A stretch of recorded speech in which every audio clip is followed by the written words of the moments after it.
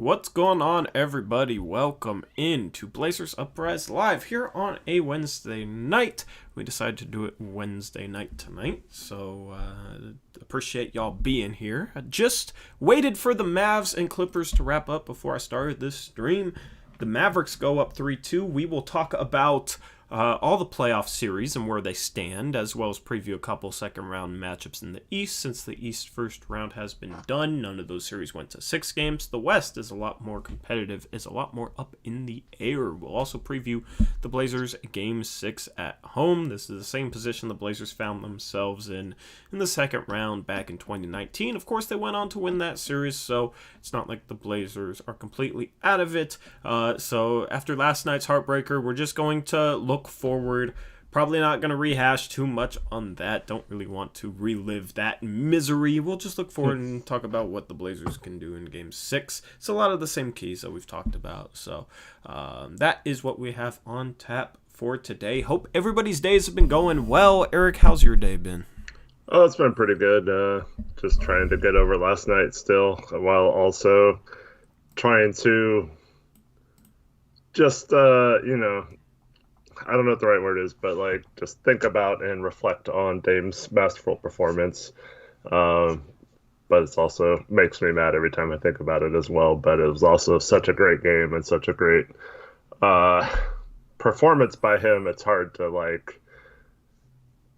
think of that in a negative way. But yeah, it's tough when you end up losing the game. Yeah, we're just going to look forward. Yep. That is what I hope to do. And we'll talk about this Game 6. I think the Blazers should be favored heading into this Game 6. I think this is a game they should end up winning. So I expect this series to go 7. We will talk about that in a little bit. Let's just pull up the Western Conference. Let's pull up the Eastern Conference playoff bracket first. Actually. It's all set. It's all set. Second round matchups. You got Philadelphia versus Atlanta. You got Milwaukee versus Brooklyn.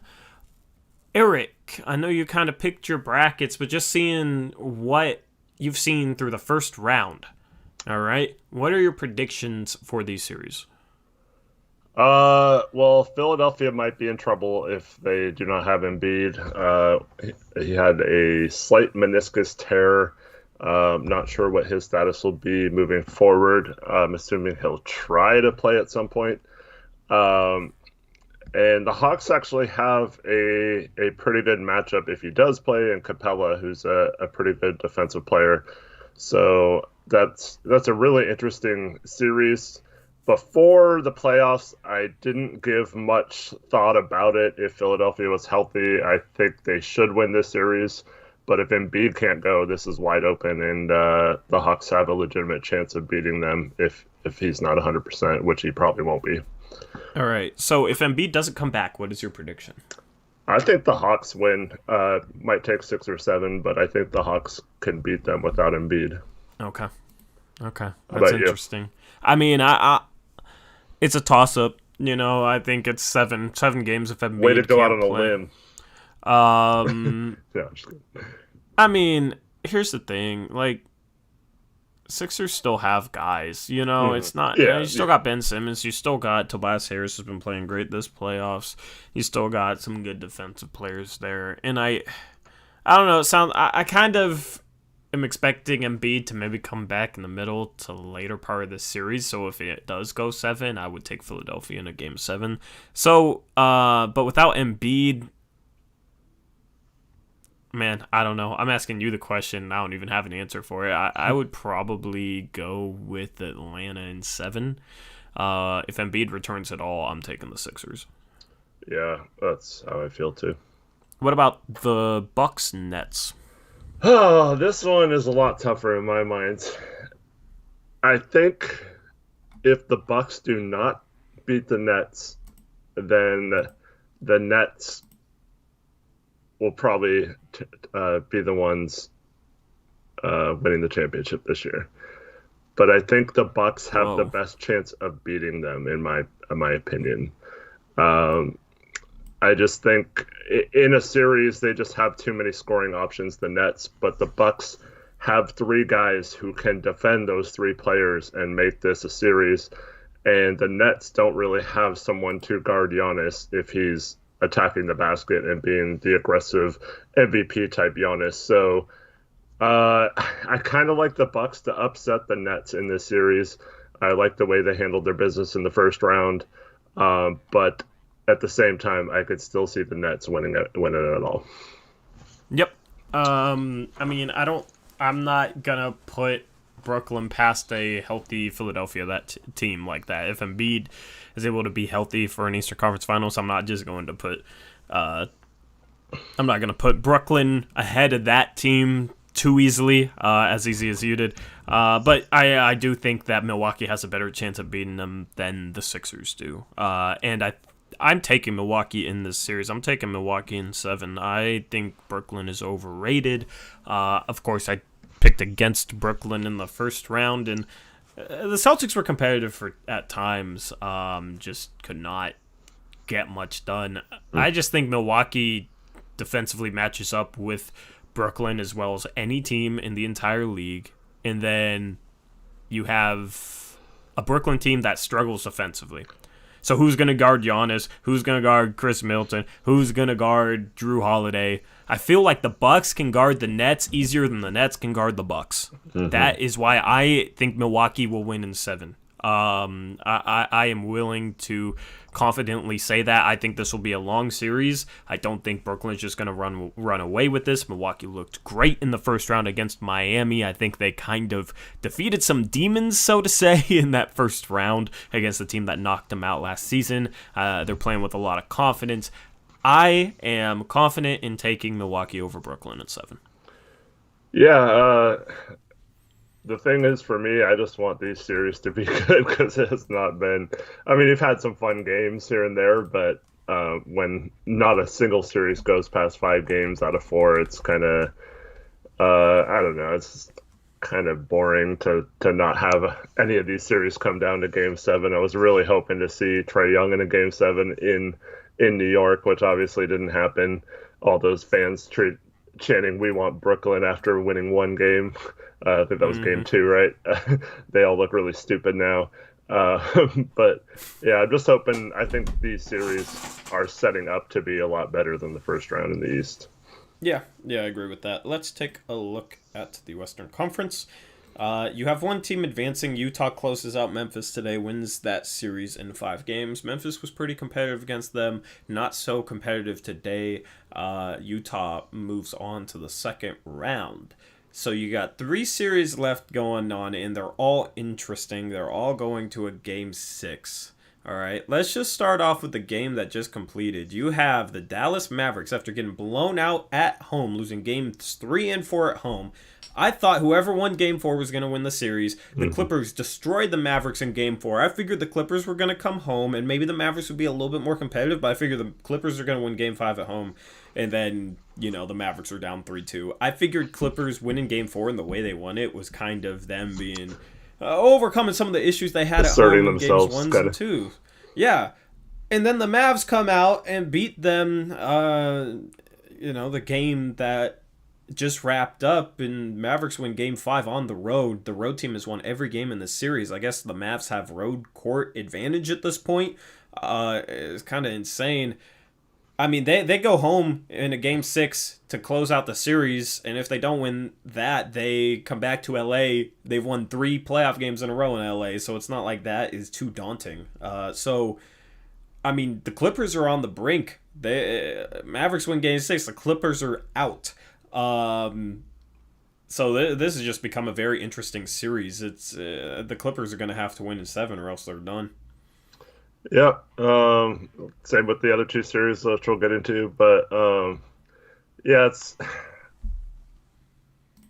it's frustrating to me to watch a Mavericks team go into LA and win 3 games against a team that's more talented than them.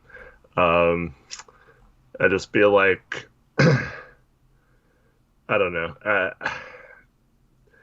Part of me wishes we would have just gotten the Clippers, especially if we're going to lose this series, and part of me just, yeah, it's frustrating. But hats off to the Mavericks, man. I thought they were done after losing both games at home, and they would have only needed one game out of the three to finish that series off, but instead they put themselves back in the driver's seat, and the Clippers can still easily win that series, but they did not look good tonight, and Kawhi finally came down to earth. He saw he was shooting 63%, I think, from the field going into this game, was only 7 of 19 tonight, so yeah. Luka was phenomenal. He had 42 points, 14 assists. 17 for 37, so his efficiency dropped off late. This was just a weird game at the end. You had both offenses just looking, I don't know, like Dallas down the stretch, it looked very Stottsy, where they're just dribbling out the clock around half court, and then Luka's shooting contested step back 30-footers and bricking them all. Like, their offense, Dallas... It's almost like Dallas tried to lose the way they were running their offense down the stretch, because they only score 16 points in the fourth quarter and still end up winning this game. They had a big enough lead. They were up 10, I think, to start the... No, they were up 14 to start the fourth quarter. So it's almost like they relied on that cushion and made it much closer than it needed to be. They then... Clippers cut the lead, get it close... And then the Mavericks go on a run, hit a couple threes. Porzingis hits a 3. Tim Hardaway Jr. hits a 3. They get back up 10 with about 2 minutes and 10 seconds left. And then they just give up bucket after bucket after bucket after bucket. And they let the Clippers cut it to 2. And the Clippers had a shot to take the lead. It was a Kawhi Leonard 3 that missed. Or maybe that was Was that the shot to tie? They had a shot to take the lead. It was a Nick Batum layup that Nick Batum ended up missing. It was a crowded paint.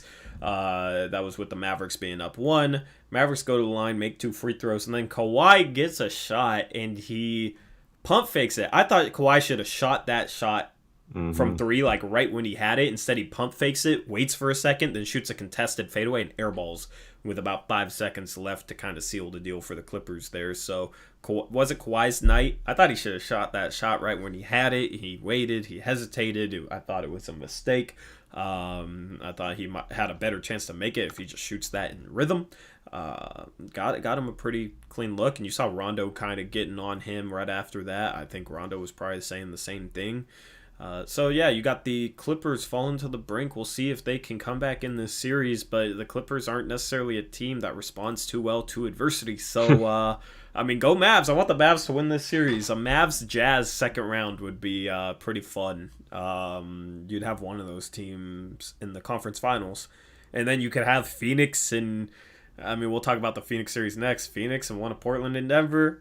You would end up having a team in the NBA Finals that people were not expecting going into this year. Yeah, Utah, Dallas, Denver, Phoenix, right? Yeah, I mean, right now those are the teams leading the series, so you get one of those teams in the finals, which is just absolutely crazy. The other LA team, both LA teams are down 3-2. The Lakers...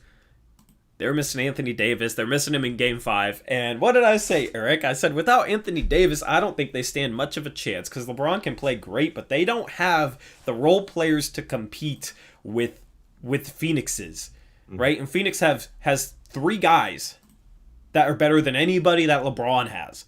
I'll take Ayton. I'll take Chris Paul. I'll take Devin Booker over anybody that LeBron has on that team. So LeBron has to carry the team, and there's some question marks about, okay, you know, he's getting up there in age. He can't quite carry a team like he used to. He's still a phenomenal player, but this isn't prime LeBron James. I mean, he's 36 years old. You had the Lakers role players yesterday just playing a terrible game. LeBron has 24 points, 7 assists, 5 rebounds. I'm just going down the box score. The Lakers only score 85 points in Game 5 against Phoenix, lose by 30.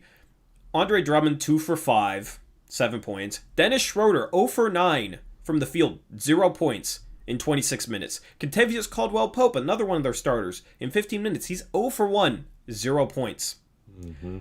Kyle Kuzma kind of showed up. He was 6 for 13 in 23 minutes. He had 15 points. Taylor Horton-Tucker was 4 for 9, had 11 points in 16 minutes. But everybody else, Caruso, 2 for 8. Matthews, 1 for 5. Montrezl Harrell, 3 for 5. They played McKinney 11 minutes. He is 0 for 2. Ben McLemore, 0 for 5. Markieff Morris started in place of Anthony Davis. He's only 1 for 2. They ended up turning over the ball 16 times. They shoot 34% from the field, 34% from 3. I mean, this is exactly kind of how I figured it would go. The Lakers do not have the role players to afford missing Anthony Davis. I don't think Anthony Davis is going to play in Game 6. I think the Phoenix Suns are going to win this series. I think the Lakers can't account for missing AD. They just don't have enough depth to be able to compete with Phoenix. I think AD is probably going to play tomorrow. He gave a signal that he held up 6 fingers and was like talking to a fan during the game, saying that he was kind of giving the indication that he was going to play. Who knows how effective he'll be, but yeah. It's a groin strain, man. It's a groin strain. Those are not to be played around with, all right? Like, of course he wants to play in Game 6, but I don't know. I wouldn't expect him. It's a groin strain. You don't just come back and be fine from that quickly. Mm-hmm. You know what I mean? It's like, if it wasn't that big of a deal, I think he plays Game 5. But the fact that you miss Game 5, I don't think that's not the type of injury where you just miss a game. Miss a playoff game and then come back and are fine. So even with him, I still like this Phoenix Suns team. With him not being 100%, with him that injury is going to be at risk for re-injury, and AD isn't the type to necessarily play through a whole lot. I mean, even if he ends up playing, I still like Phoenix in a game 6. Yeah. So what do you think about this? I'm not willing to like say this is for sure what's happening, but in my opinion, ever since LeBron left Cleveland the first time, I feel like he puts like too much pressure on his teammates. And I know he's won several rings, but that's why he needs players that are star level or like, you know, really, really good players around him in most cases, because those kind of players like a Kyrie or a Kevin Love or Anthony Davis, when he's healthy, those kind of players can kind of match his level of intensity and focus and are kind of like on the same page. But you got players that are in their roles sometimes, and unless it's like clear cut that they're going to win a series or whatever, I feel like a lot of those players on his team for the last probably 10 years or so have kind of had that pucker factor, and it's almost like, oh, I can't miss this shot because LeBron will be mad at me or something, you know. And it's like gotta uphold LeBron's legacy and stuff like that. And this is nothing. I'm not trying to knock LeBron. I'm not trying to say that's like bad or anything. It's just when you're a player like Dennis Schroeder and you're being counted on in a Game 5 to be the secondary piece behind LeBron James, and that's not something you've done in your entire career, and you just go out there and lay an egg because you can't handle the pressure of having to play at LeBron's level and help him get a victory. And I don't know, pressure is the right word, like Stella says, but I think there's a little bit there psychologically to where LeBron, I wouldn't say he's a bad leader or anything, because like lots of people like playing with him, but I think there is a little bit of a case of his presence is a little too much for some people, and it kind of shines a spotlight on them that wouldn't necessarily be on them as heavily, and some players don't respond well to that. I mean, that might be the case, but also it's like Dennis Schroeder is the type of player to just have complete duds. Right. You know what I mean? Like, he's like a streaky player. He'll have a really good game, and they'll just have a complete dud. And I mean, like, last season, he ended up becoming overrated. And last season was an outlier. Last season, he shoots 47% from the field, 38.5% from 3, averages 19 points per game, 4 assists, was probably his best defensive season of his career when he was playing in OKC with Chris Paul. And what did I say when he got traded to the Lakers? I said that season is an outlier. All the seasons prior to that, he's shooting like 41, 43% from the field, like 30 to 34% from 3, and it wasn't as good of a defender. So, like, I'm not going to just take one season of 65 games and think that's who he is as a player now. So that's why I thought a lot of people were overrating LA's pickup of him. What does he do this year? Under 44% from the field, 33.5% from three, right back to kind of his career averages. Last season was an outlier for him. He ended up becoming overrated. He still put up 15 points per game and 6 assists. Like, you look at that, yeah, that's cool, but he's not an efficient player by any means. His true shooting percentage is 54%. He's not a good defender. He's okay. He's not a good defender. Like, he ended up becoming overrated. So it's like him having a dud. I don't know, it might be too much pressure playing next to LeBron, but it's also he's a guy that's not necessarily efficient in the first place. So going 0 for 9, it's like that doesn't shock me for a player with his efficiency. You know what I mean? Like, would expect him to make one shot, but he's been the type in the past to just have complete duds. So I don't know which to believe it is. Yeah, and I see some people talking about his injury, LeBron's in chat. And I'm not saying LeBron's falling off like greatly or anything like that, but Schroeder was actually, I don't know, he was one of their most important players through stretches of the season, and then he got hurt around the same time AD and LeBron got hurt in the middle of the season, and that really hurt them. We saw a game where. I think it was the game they didn't have AD, but they had LeBron and Schroeder, and they beat us. And he played pretty well, especially defensively this season. But yeah, I thought he was pretty important to what they do. But obviously, in a playoff game, if your second best player goes 0 for 9, there's not really much you can do to win. Yep. So the only other series we haven't talked about is Denver and Portland, and we will preview that now. Yeah. So, going into Game 6, I think the Blazers should be favored. I think they're going to come out, backs against the wall. This team responds well when its backs are up against the wall. You know what I mean? So I expect them to respond well when their backs are up against the wall and to play their asses off tomorrow. And, maybe I expect Dame to have a good game, and hopefully CJ has a better game and Powell shoots better. You know what I mean? You're going to have the home crowd atmosphere. Capacity has been expanded from 8,000 to 10,000. It was pretty loud with 8,000. I expect Portland to have more success. I expect them to get a little bit more of the benefit of the whistle being down 3-2 and playing at home. So hopefully Nurkic doesn't get into too much foul trouble like he did last game. I expect it to be maybe not quite the blowout that Game 4 was, but I expect Portland to end up winning this game. Yeah, I mean, I hope so too. Did you see Stott's comments today? No. So I think I might have. I don't know. I mean, well, I don't know if he had like a presser today, but Jamie Hudson from NBC Sports Northwest had a article about some comments he made today, saying we need to do what we did in Game 4 in particular, but also in Game 3. We came out at home and we were aggressive. We had some very good defensive possessions early and set the tone. We need to do it at the defensive end. So that was like the main quote of that.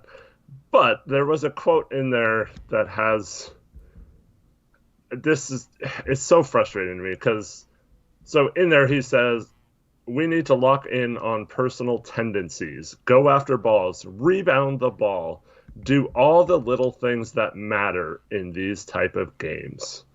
But it's like those things weren't important, and some of those things cost you games in this series. But like now that our backs are against the wall, those things are important. Like it's kind of makes me talk about that type of stuff after a game in which they struggle to do that type of stuff. And why doesn't he talk about it? You know what I mean? It's like now he'll say it going into a Game 6 when if we lose, our season's done. It's just weird. Yep. And, I mean, these are all things that we've said are very important. The attention to details, these type of things, especially in a playoff series when, at worst, I think the talent is somewhat equal. Stotts even said after the game last night that the teams were evenly matched, right? So it comes down to the little things. It's literally about the little things in coaching and adjustments and things like that. So all things that the coach should have been focused on detail-wise all season. We've harped on that about the not boxing out for 2 years. We've harped on the lack of coaching to tendencies or having a game plan for situational people or types of moments in games or like a post up by Jokic, which I've told you guys several times in these shows this past week and a half what he does when he gets the ball in the block, and we should have been locked into that, knowing that and what we wanted to do, how we wanted to defend that. We shouldn't be hearing after the game, well, I didn't want him to double team there or whatever. Like those are just detail stuff that we can't have happen in a series and expect to win some of these games. Especially, I mean, we're talking about this playing a team we should, in my mind, beat in a series, let alone if we went up against a team that actually had more talent or if they were fully healthy. So it's just frustrating that we're still hearing about, oh, we need to do the little things. Like, no crap, dude. Yeah. I mean, I don't know. I don't really care what he says at this point. He'll say whatever he wants to say. Like, I don't know. It's not a big deal to me. He can say whatever he wants to say. I think if we lose tomorrow night, I think what'll happen is we'll find out on Friday that they've either agreed to mutually part ways, or they'll let him like say he resigned even though he got fired or something, So that's probably what we'll hear. So I guess that's the only silver lining about losing tomorrow night is we can have that party stream sometime in the next few days.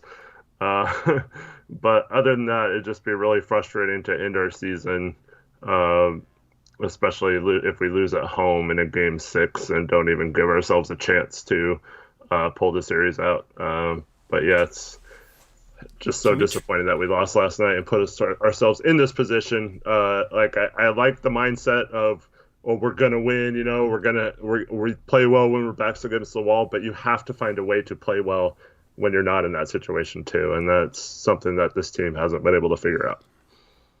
King, we're not doing a 24-hour fire start stream. Nice try. Only if we win a championship. That's the deal. Can we trade him to Boston? Let's trade him to Boston. Yeah, I mean, if Brad Stevens likes him, that'd be cool. Yeah. What? That's so weird. Yeah, that's extremely strange to me. Ainge just retires and Stevens is now goes from coach to like GM and is gonna hire a new coach. That's strange. You have to wonder like what moves Stevens might make based on like, I don't know, it's gonna kind of reflect how he felt as a coach about certain guys depending on what moves he might make. You know what I mean? So yeah, that's interesting there in Boston. And I don't know, I mean like Stotts I think is overrated across the league, so it's like if he gets fired, if we fire him, then I could see them going after him and maybe even signing him. Just I don't know. I feel like he's overrated. So that'll be funny. And then you can watch the Celtics, and that would be interesting. But Brad Stevens is one of the better coaches in the league, so it's kind of surprising that he's not going to be a coach anymore. He's going to be a GM. Yeah, it's just really weird. And so there was a rumor that he was kind of unhappy with some of the personnel decisions in recent years. Mm-hmm. I don't know. I mean, it's hard to speculate just blindly, not following that team super close, who that would be referring to. I mean, maybe a guy like Kemba Walker last year, who obviously did not work out with, and now they're kind of stuck with his bloated contract for the next couple of years. So maybe that's where it went wrong for them. But I'll tell you what, new GM, no experience in that position.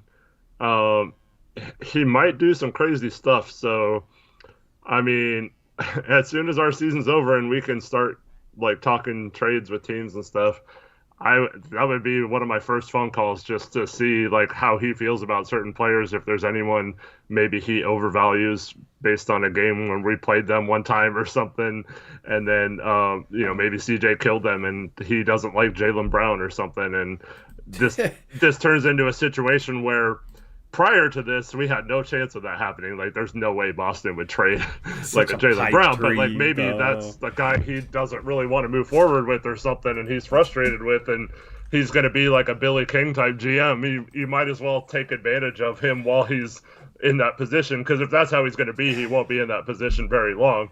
but Brad yeah, Stevens ain't that dumb though.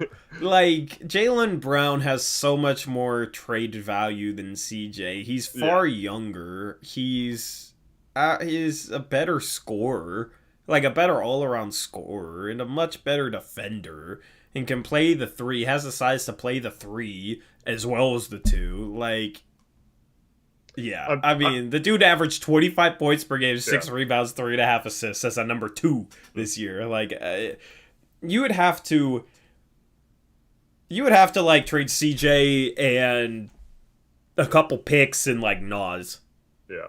in my opinion, to make that happen. And maybe that's worth it for the Blazers, honestly. I don't know. Like, that's a guy I would love to trade CJ for. Like, I'm not completely against trading CJ.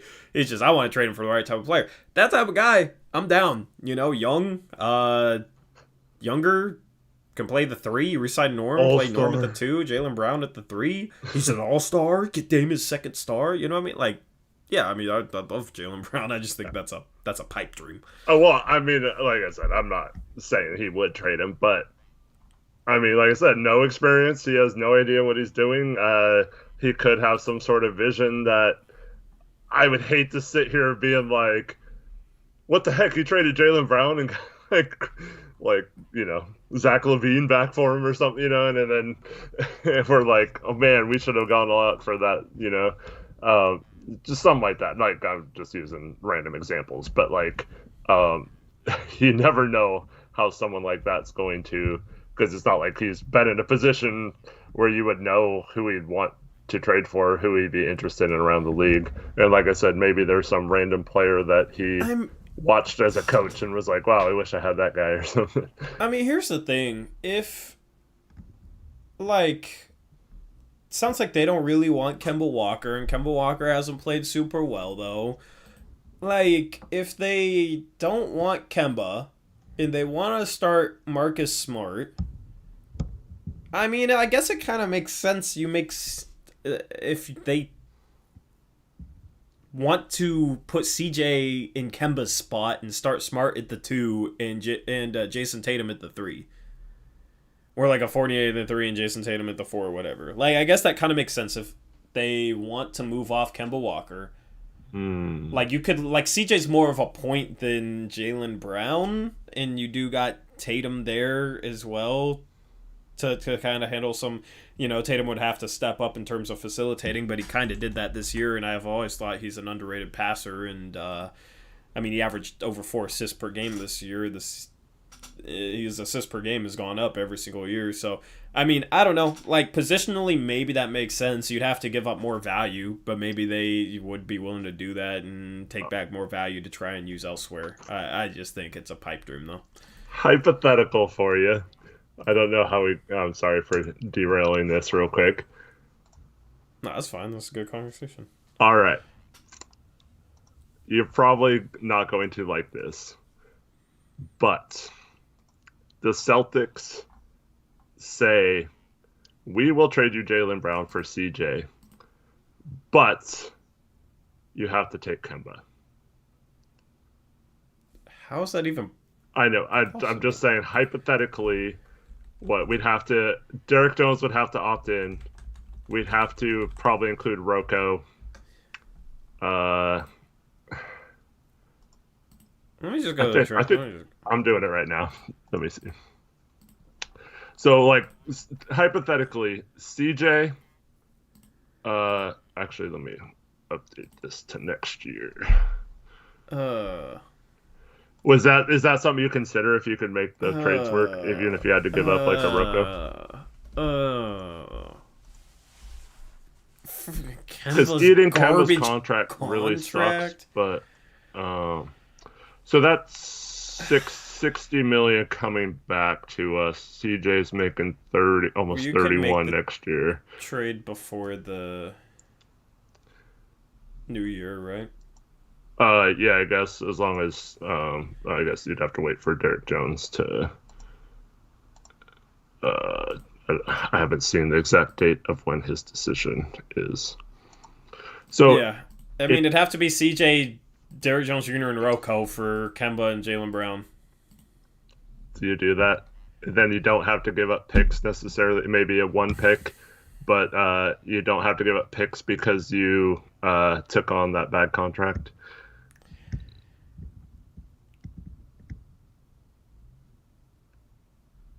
That's so Jaylen Brown's locked up 3 years, gross, around dude. 25 million So for the why next. you gotta throw that out there? That's so gross. Man, I mean, you want Jaylen Brown to pair him with Norm and Rocco at the 2 through 4, in my opinion. yeah. So like, if you're taking Rocco out of that equation, it's just like, who's the 4? Uh, I mean, like you just have a gaping hole at the 4 Yeah. then. Maybe you could find a third team to. You'd have to probably include a first or two to like the Thunder or some team that I don't know. They probably don't have a power forward you want, but find a team that wants like picks or something and get. Well, like I would love to like flip Kemba into like a bad $20 million contract and give up a pick to do it, and then not Yeah. give up Rocco. You know what I mean? Yeah. Like, But Boston, I mean, yeah. but like, does that even exist? You know what I mean? Like, Yeah. I'm not sure that even exists. I mean, we could try to get one, through free agency or whatever. Bring Melo back. No. Why would you trade CJ for Jaylen Brown? CJ Rocco for Jaylen Brown and then slot Melo in? Like, isn't the goal to get better defensively? I mean, or two. Actually, wait. I think I have it. I think I have it. So you go to Houston and you take on Eric Gordon's contract, which is a year longer than Kemba's. Obviously, Kemba makes a lot more. Yeah. And you maybe give up a first round pick and you keep Rocco. I mean, I don't know. So Kemba to Houston, Eric Gordon to Portland. But we'd have to probably. I don't know if Boston does that without Rocco in there. I mean, like Kemba Walker's contract is a freaking boat, dude. Mm-hmm. Like a boat you don't want, not a good boat. It's a bad boat. I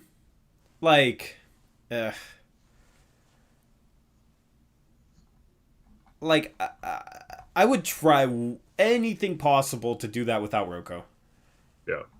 Like, if you could get Houston to take on Kemba one less year than Eric Gordon. Eric Gordon's making like $17, $18, $19 million a year, $20 million like fourth year, and you are able to do that. And here's the thing, like, I could see Houston maybe doing, I don't know. Kemba makes so much more than Eric Gordon, but like John Wall has 3 years left. So you'd kind of align Kemba's bad contract along with John Wall's, and you wouldn't have to pay that extra year for Eric Gordon. I mean, I don't know. It's kind of messy. For Blue Rice and everyone else saying, why would we want to trade for Kemba? He's not a good player. It's about taking on a bad contract so that Boston does the trade. I don't want Kemba Walker on the Blazers. Nobody wants Kemba Walker on the Blazers, man. We'd finally have a good backup point guard, though. All those people that want a good backup point guard, right? That would be a pretty good backup point guard. Dude. Play 12 minutes a game behind Dame. Yeah, because you can't really play him with Dame, especially like if you're trading CJ to like not have an undersized backcourt. You're gonna play Kemba with Dame at stints though. Like, that's just messy. No, it's Kemba Walker's contract has what's called negative value. Okay, teams don't want it. Boston doesn't want it. So that's the thing, is like, to make a trade happen, you gotta give up value, but then you can also make it work by taking on negative value. Like, it would be beneficial for Boston to get rid of Kemba Walker's contract. So if you're taking it on in return, that's beneficial for them. I mean, I could see Boston maybe doing that without Rocco. Maybe you'd have to throw in like an Ant or a Little. But I mean, they get rid of Kemba Walker's contract. They save like $20 million in cap space. They would get a 23 point, or they'd get like a $24 million traded player exception for Jaylen Brown that you can add to the 28 million traded player exception for Gordon Hayward.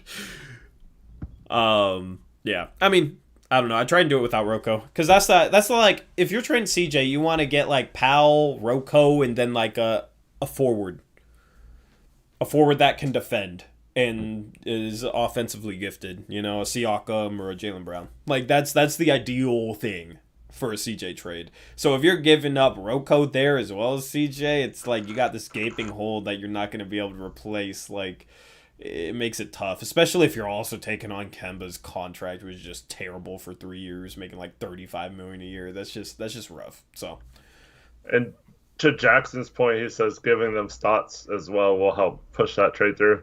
If you trade coaches with a team, those two teams cannot trade players for a year.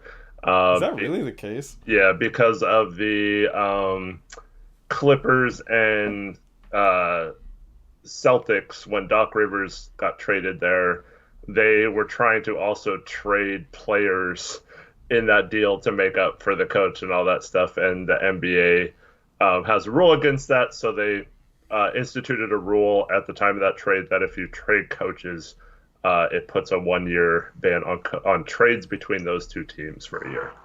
Makes sense. Yeah. Makes sense. Yeah, so that's interesting. I mean, you can trade coaches though. You just can't trade coaches with players or vice versa. Well, we could trade the coaches after. Maybe Is there anything against that? Yeah, I don't know. I mean, I think that's what the Clippers and Celtics tried to do that first, and that's why they kind of made a rule about it. But yeah.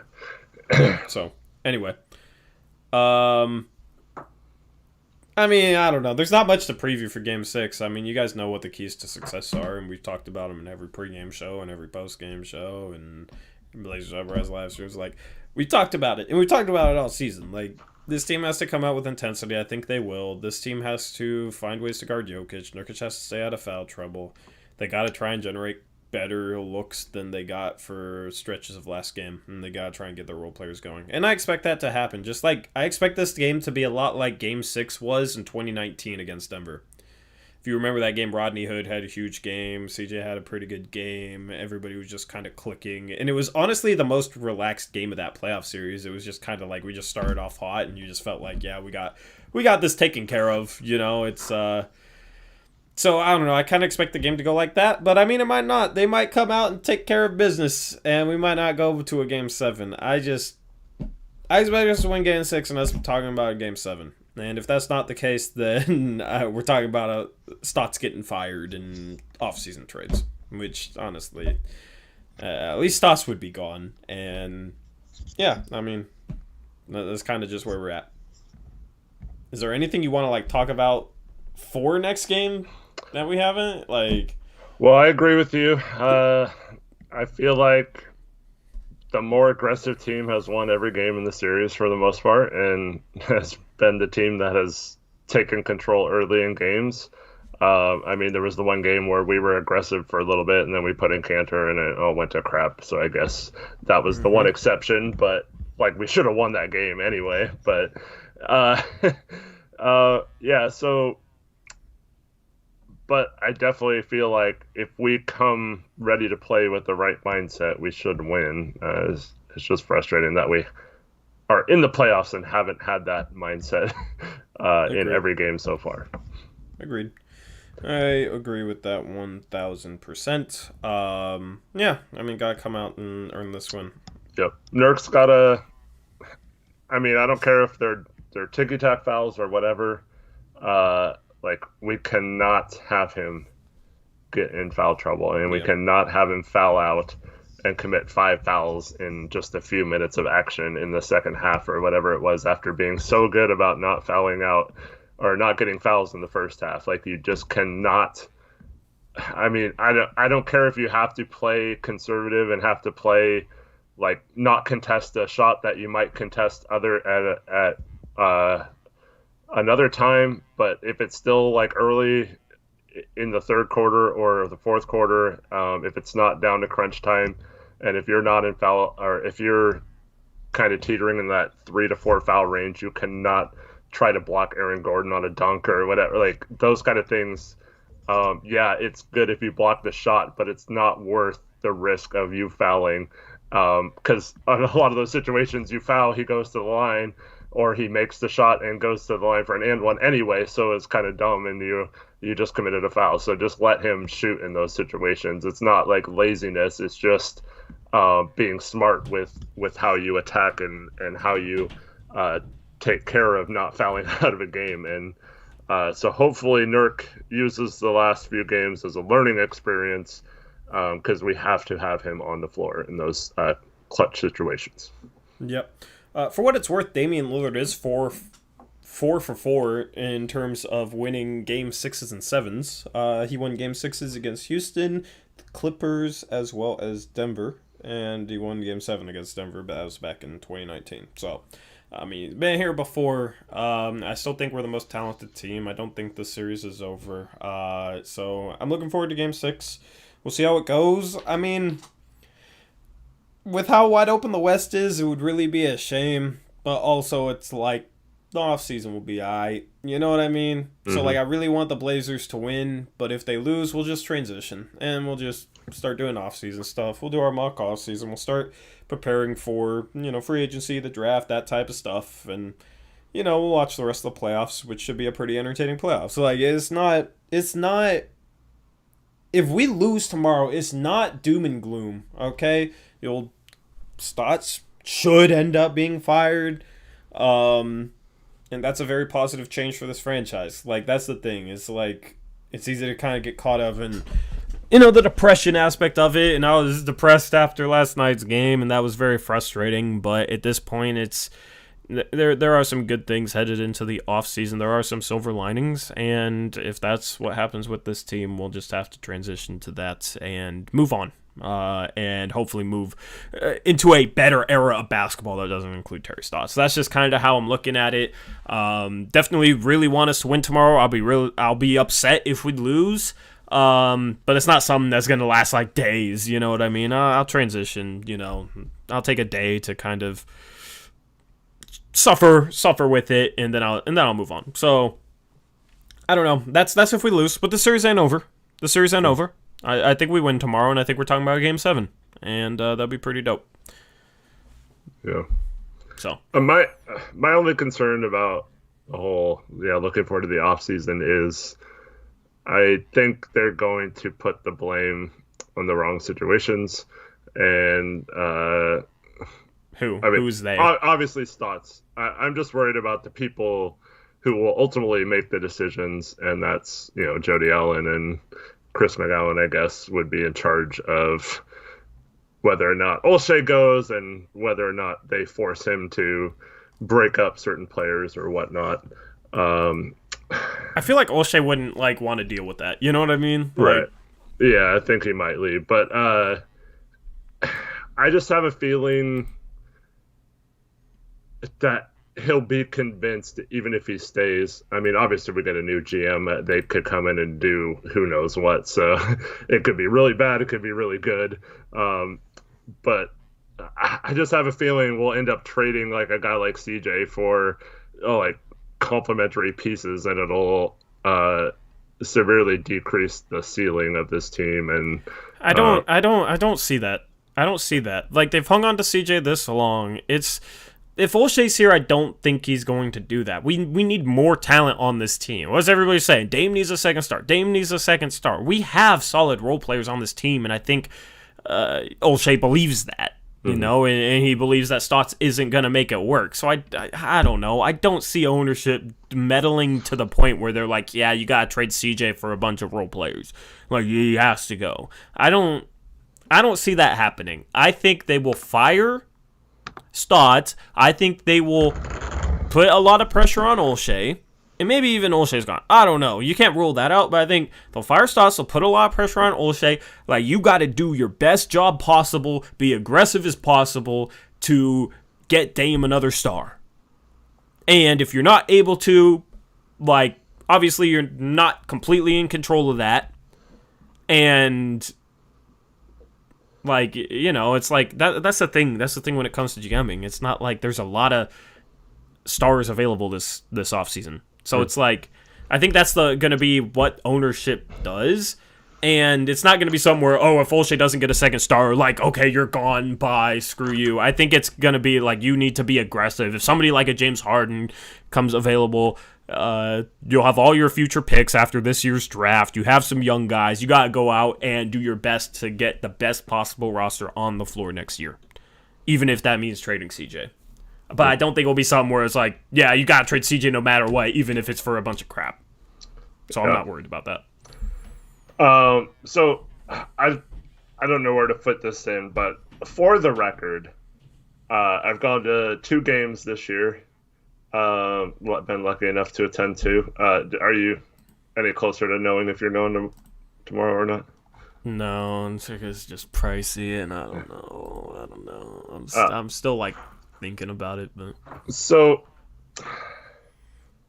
the 2 games I've been to, Jody Allen's walked in with McGowan, Olshe. They go sit at their little special courtside seats that they have set aside, because some of the seats are taken out right now down at the courtside level or whatever.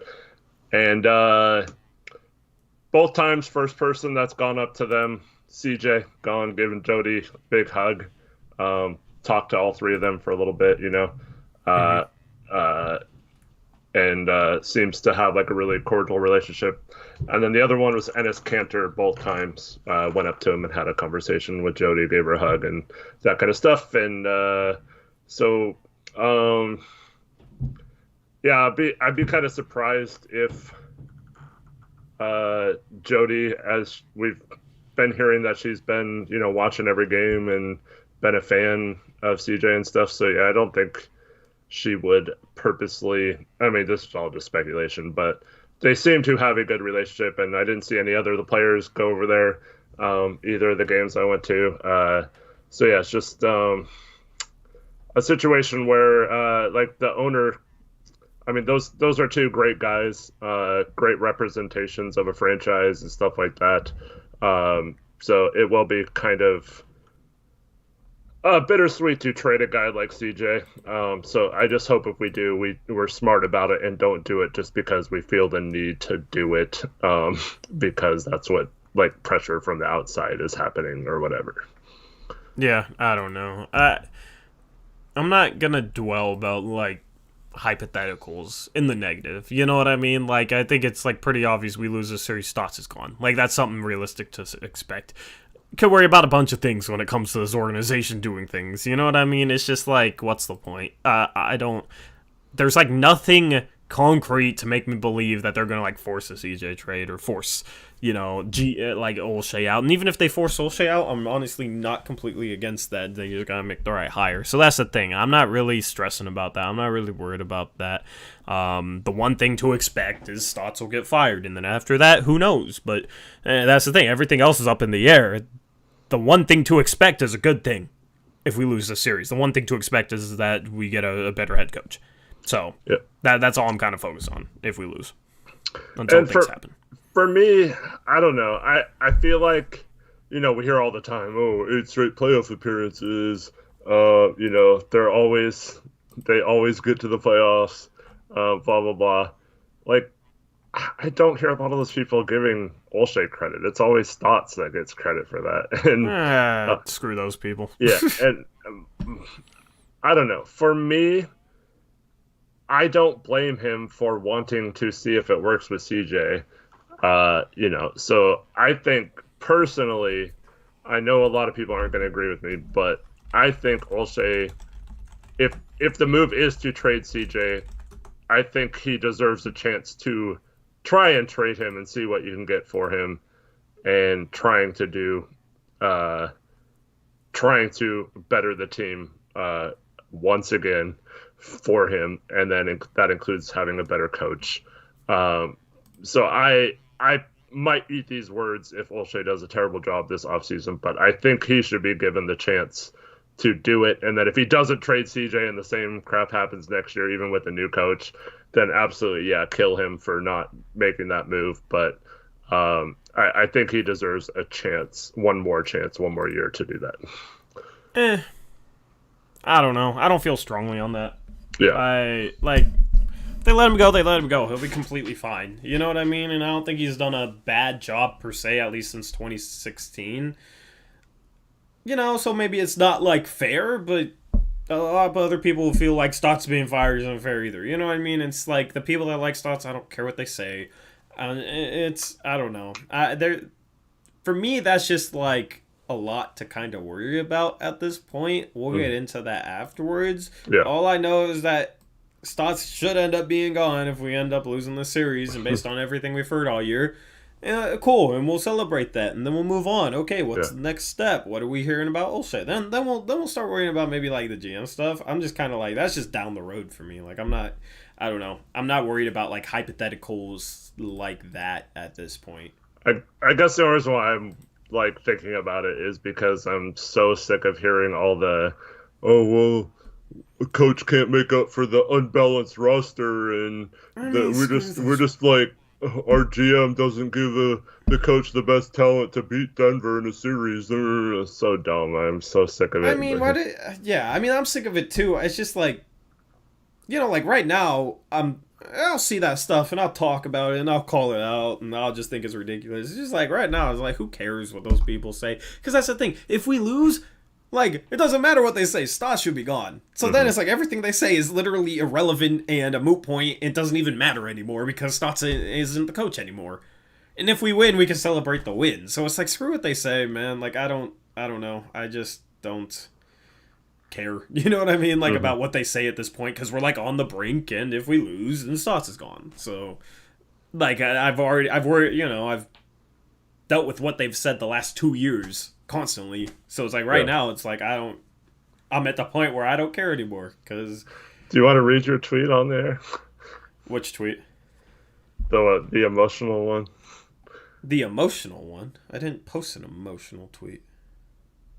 For those that don't know, Tori took a lot of flack today from Toronto Raptors fans. Oh, are you talking about the tweet where I literally can't be bothered by anything you say on Twitter? That's the opposite of emotional. I'm just saying, deep thoughts. I'm sorry, is a better word, by Tori Jones, or I mean, I look at okay.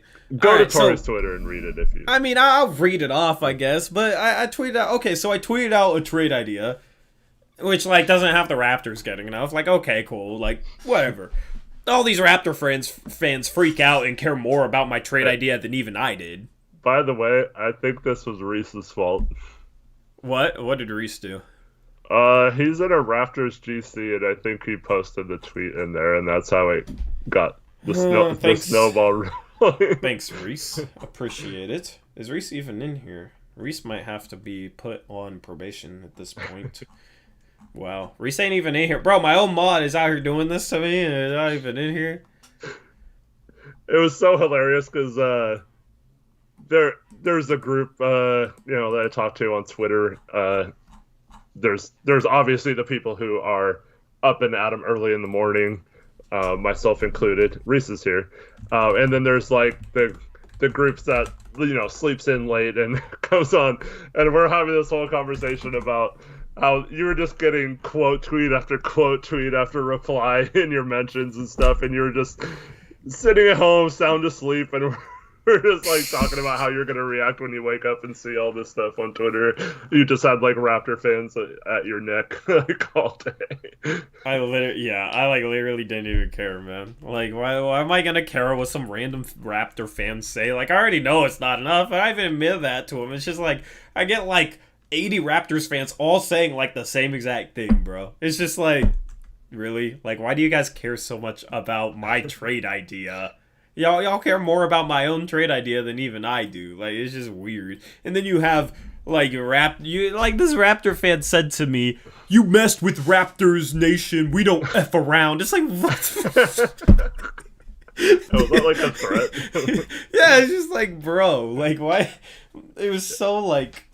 Yeah, in Reese's cringy defense, he was just wanted to see what they thought of it. Yeah, I know. I'm just that type of trade, like fans, especially ones that are like really passionate about their team, aren't going to want to trade one of their best players for like draft picks, and like, especially bro, casual fans. I'm higher on Obi Toppin than other people too. Yeah. And I like in this draft's loaded, so like 19th and 21st picks in this draft with Ujiri as the GM and the Raptors way they develop people. Like I feel like they're gonna make the most out of those two picks. In a normal draft, that's like having the 13th and 14th picks. You know what I mean? So I don't know. Like I didn't think it was like I thought it wasn't enough for Toronto. It was more just kind of like just a random trade idea. Like that's the type of if we wanted to trade CJ for Siakam, we can't trade him straight up, so it'd have to involve a third team like that. So that was kind of the whole entire point.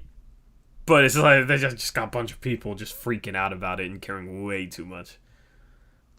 I think we can trade him straight up. It's just well, yeah, but Toronto's not going to. Toronto doesn't want CJ's problem. Yeah, exactly. But, they're like loaded at guard. Go Hawks 05 says he keeps asking what the trade was.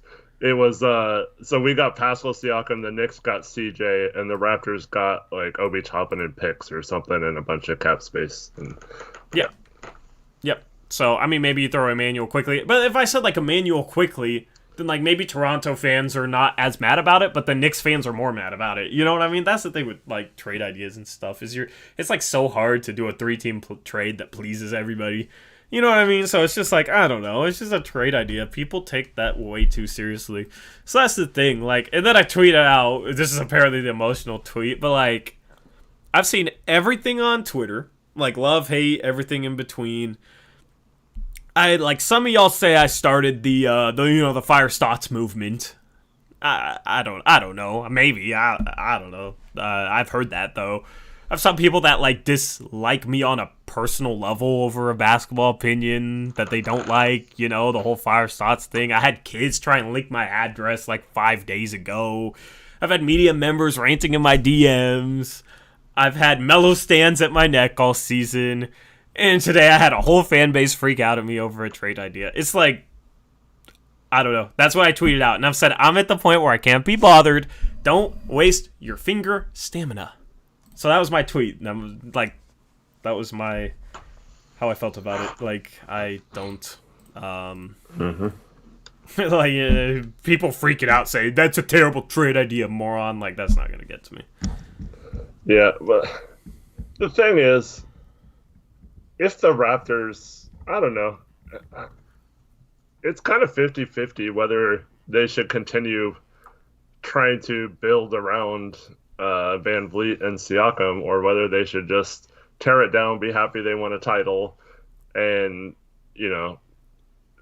if let's say they threw in Mitch Rob into that trade or something, or maybe even it's a different team, like having a good young nucleus and then multiple picks and a ton of cap space, I don't think that's that bad, but fans like that don't understand the cap don't understand those kind of trades or whatever. And so it just looks like, oh, we wouldn't trade Siakam for Julius Randle, RJ Barrett at 8 picks, let alone Obi Toppin and 2 picks, you idiot.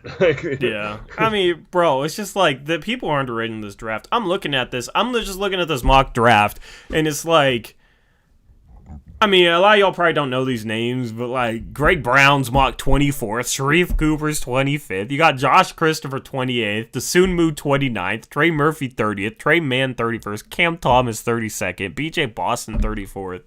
I'm super high on Ayayi. He's mocked 35th. You got Johnny Juzang at 40. Like, there is so much talent. This is maybe the deepest draft I've ever seen, dude. Like, there is so much talent in this draft. Having the 19th and 21st picks. By the way, the 19th and the 21st picks last year were Sadiq Bey and Tyrese Maxey, and that was supposed to be a bad draft.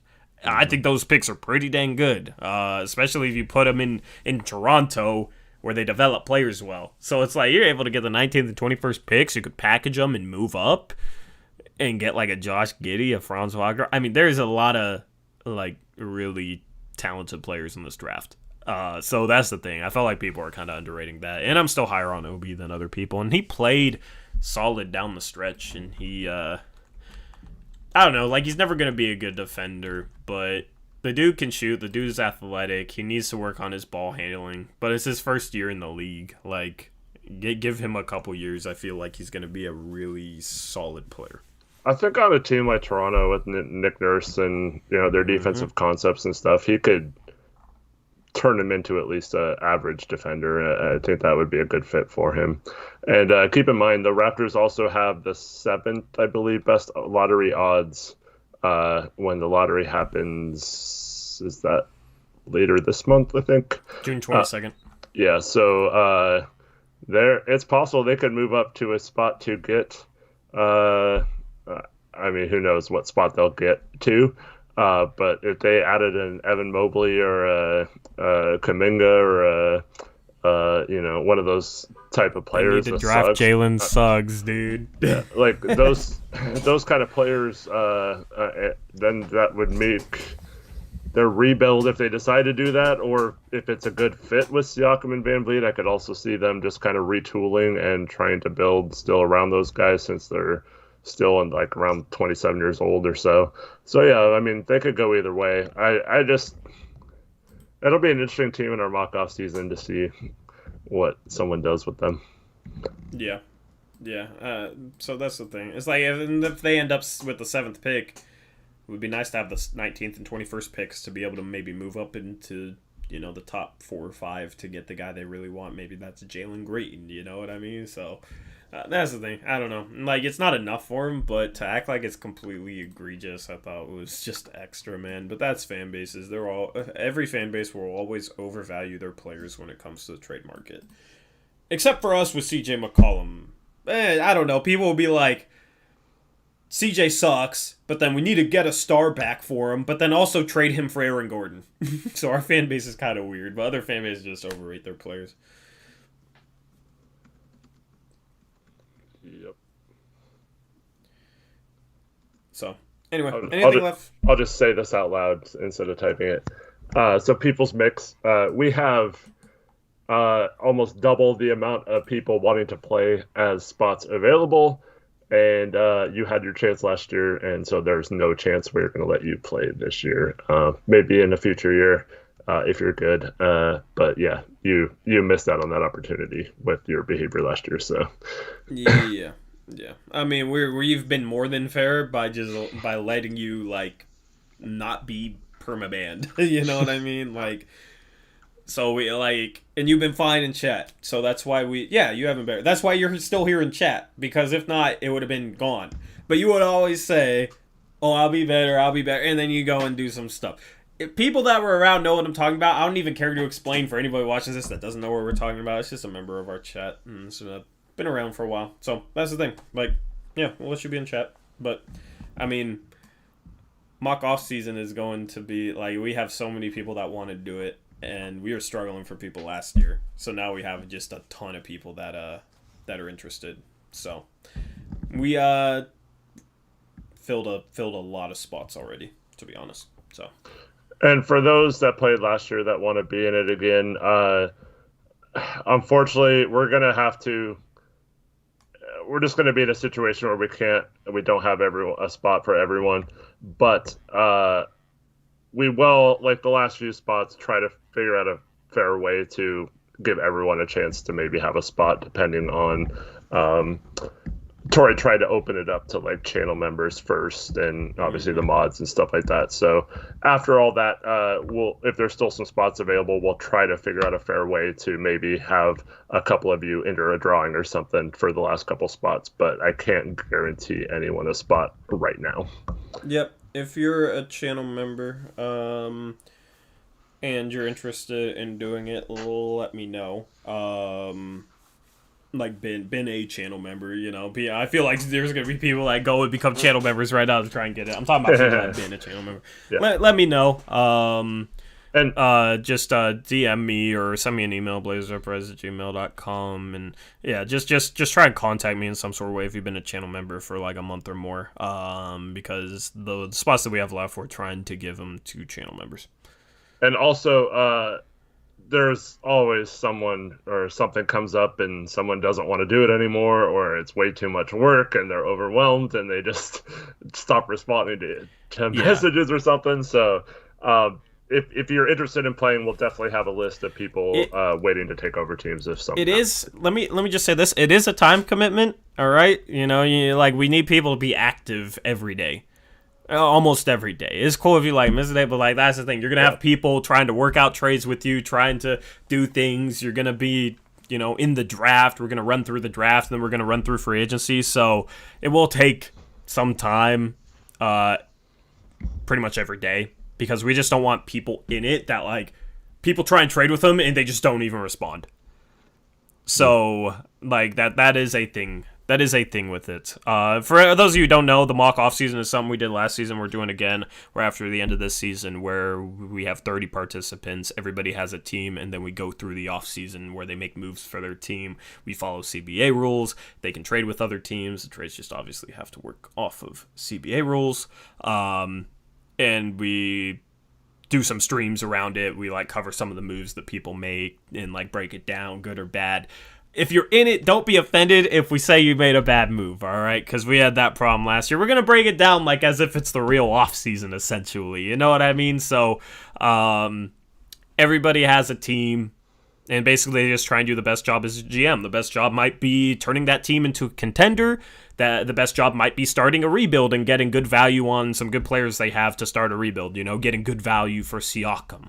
Or something, and maybe cashing them in for some picks and Obi Toppin. I don't know. You know what I mean? So it's not just trying to make the best team possible. You're just trying to do the best job possible as the GM. So yeah, people that were in it last year, channel members, depending on kind of how many slots we have left, we will try our best, essentially. So, but we will cover it on streams and stuff, and you'll be able to see what moves people are making. So just let me know if you're a channel member and you're interested in doing it. Zach, you need a team with no draft picks. And don't trade for any. We will, we will make a rule that, we'll talk about it when we get to it. Yeah. But because I wouldn't want to be the Clippers. So if Zach wants to be the Clippers, I don't think a lot of people would want to be the Clippers. So if he wants to be the Clippers, I would love for him to be the Clippers. But yeah, we'll figure out how we're assigning teams. We'll have more on that. But yeah, so anyway, anything left to cover on this post-game show? No, thank you everyone for tuning in, and go Blazers tomorrow I said post-game show. Anything left to cover on Blazers Uprise Live? My goodness, I gotta stop saying that. Yeah, it's all good. We won't have to say it anymore for a few months after tomorrow or Saturday, probably. So. Yep. Yeah, I get used to saying Blazers Uprise Live, right? So, anyway. Yeah, we will talk to y'all tomorrow on the post-game show. Hope to see you there. Hopefully we're talking about a win. If not, we're going to recap the season and kind of preview things as we head into the off-season. And we will be expecting a Stotts has been fired stream. Which, when Stotts is fired, we'll go live on Blazers Uprise on the main Blazers Uprise channel. We will do a live stream for that. Any big roster moves in the offseason, we also go live on the main channel. And then we go live on the main channel for the draft and the first day of free agency. So we will still have streams there during the summer. I need the Blazers to win tomorrow night so we do not have to have a Fire Stot stream on Friday, because I'll be at work and then I have some graduation stuff for Maddie in the evening. I'm like, no, please do not. Bro, the Fire Stot stream. The Fire Stot stream. Bro, how? Oh my goodness. I might not ever be able to show my face again. Our movement culminates in a victory, and you're not there to celebrate it. Yeah. I'll find a way to come on, but yeah, it's going to be really frustrating. So that's why we have to win tomorrow night. Yep, I'm down with that. Force a game 7 and see how it goes. So anyway, or if we fire him, just fire him right after the game so we could talk about it all night. or Saturday. I'll just pull an all-nighter and then yeah, or Saturday. Saturday's cool too. So yeah, we will talk to y'all tomorrow. Hopefully you have a good rest of your night. Hopefully you have a zen day tomorrow, a peaceful day until, your emotions get violent watching this dang Blazer team play a Game 6. Or maybe it'll be a pretty chill Game 6. I don't know. I would love a Game 6 like a Game 4 where we can just chill and enjoy some Blazer basketball. That would be cool. So, anyway, hope all of you have a good rest of your night. Make sure you follow us on Twitter, at ToryJonesYT for me, at HoopShock for Eric. We will catch y'all tomorrow. Until then, see you later. As always, peace out.